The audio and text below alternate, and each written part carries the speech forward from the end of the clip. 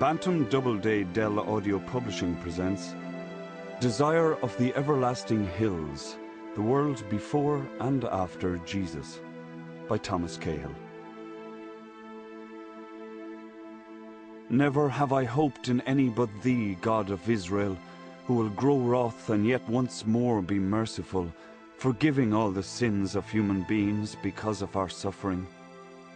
Medieval Christian responsory to the Book of Judith. Christianity, too, is a form of Judaism. Rabbi Shia Cohen. Introduction. What do the everlasting hills desire? History has much to do with hills. From the hill of Zion on which King David built Jerusalem to the Athenian Acropolis, from Bunker Hill of the American Revolution to Malvern Hill of the American Civil War, from Iwo Jima's Mount Sorbachi to Vietnam's Hamburger Hill, the hills of this world have been prized. Much of humanity's recorded story has taken place on their flanks and summits, and how much blood of both conquerors and conquered has been absorbed by their accommodating soils, no one can say. In Rome, I loved to climb the Janiculum, which the ancients called the Golden Mountain because of its yellow sand. One of the splendid natural defences of Rome, it is a ridge that rises steeply from the west bank of the sludge-green Tiber and gives spectacular views of the great city that is spread beneath it. Like other strategic hills, it has known many battles. It was just a century and a half ago, in 1849, that armies last clashed on its summit around the ornamental Renaissance arches of the Gate of San Pancrazio, and in and out of the charming medieval buildings that lie beyond the gate, and on whose walls one can still discern the work of bullets. What the bullets did to the men who fought here has long been concealed by earth. The winners were French troops in service to a reactionary pope, outraged that Italians would dare take up arms against him in their attempt to dissolve the Papal States and unite Italy. The losers were boys as young as 14, tragically outnumbered but fighting with the insane bravery of youth, inspired by their charismatic leader, Giuseppe Garibaldi, and his no less charismatic wife, Anita. Today, each Garibaldi has a noble equestrian monument on this summit. Garibaldi, with his saintly, mild demeanour, surveys the city from his lofty marble platform. Superwoman Anita, cast in bronze, raises a firearm in her right hand as she suckles a baby at her left breast, all the while urging her horse forward.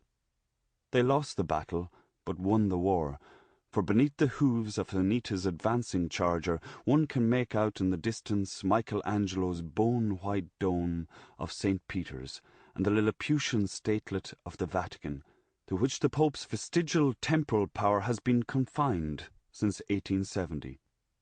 The dead child soldiers have no monument in marble or bronze, just a street sign, Great Square of the Boys of 1849, but their spirits haunt the slender umbrella trees that cluster mournfully in the Villa Doria Pamphili, the vast 17th-century parkland that runs beside the scene of their deaths, where dirt paths are named in their memory and the boys of contemporary Rome kick footballs and fly kites. The Janiculum is more than a Roman hill. It speaks to every man, for one patch or another of its sloped ascents can serve to remind almost any traveller of his own ancestral history. At the southern end of the hill, the alleys of Trastevere wind maze-like in patterns established more than 2 millennia ago. Until the Tiber silted up, ships sailed upriver from the Mediterranean, depositing exotic cargoes and even more exotic human specimens in the port of Trastevere. From every corner of the ancient world they came here with their strange costumes and peculiar practices, Greeks and Syrians bearing the crushed pride of the vanquished, Gauls and Britons displaying their lately acquired refinements, Oriental merchants speaking languages but dimly understood, Africans of every kind, Egyptians, Berbers, Nubians, and Jews with uncut beards, the whole babel contained within Trastevere's narrow streets, whose haphazard apartment buildings designed to cram in as many souls as possible, leaned over the filthy streets, nearly blocking out the sky. Trastevere, in those days Trans-Tiberim, the place across the Tiber, was exciting and a little dangerous, as it remains today, a place where basic cravings for food, sex, revenge can spurt unexpectedly into view. It is instructive to select one or two of these groups of migrating visitors and see how they fared in subsequent ages. The Jews, for instance, have now been in Rome longer than anyone else, boasting lines of descent far more ancient than any non-Jewish Italian can claim, back to the beginning of the Roman Empire and earlier. The first Roman home of the Jews was Trastevere, as memorial fragments found here still testify.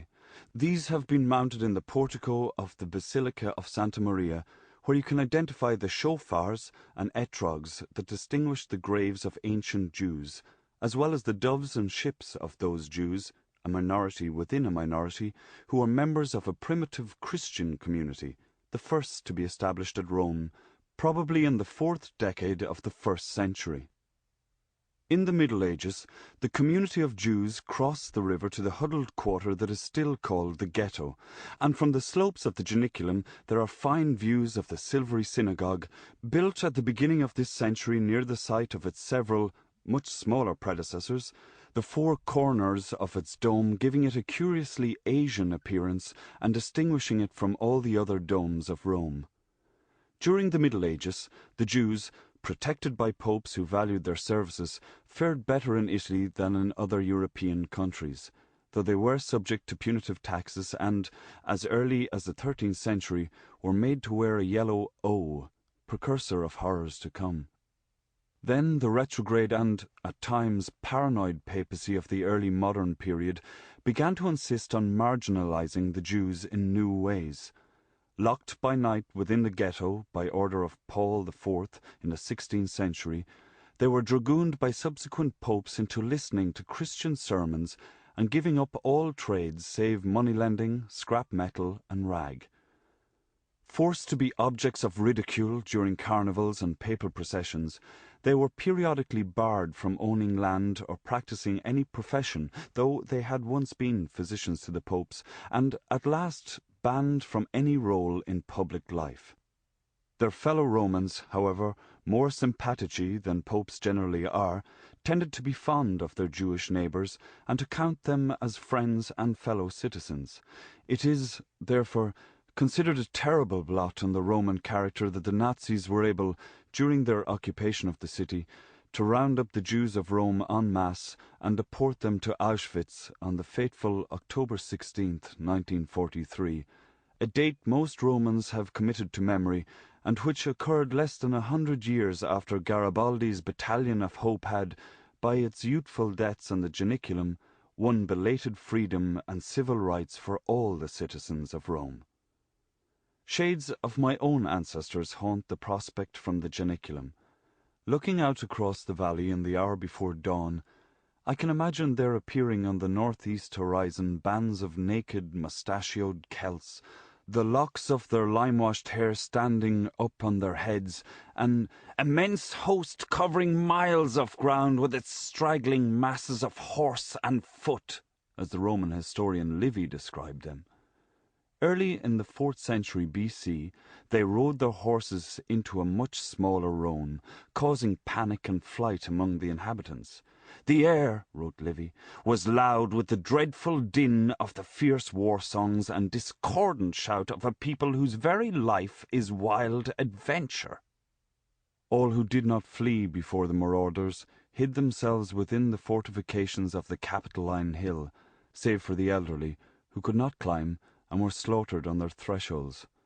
Then, waiting for the dead of night, the barbarians almost made it up the Capitoline itself, climbing the stones that faced the hill on one another's shoulders in an eerie silence no one thought them capable of.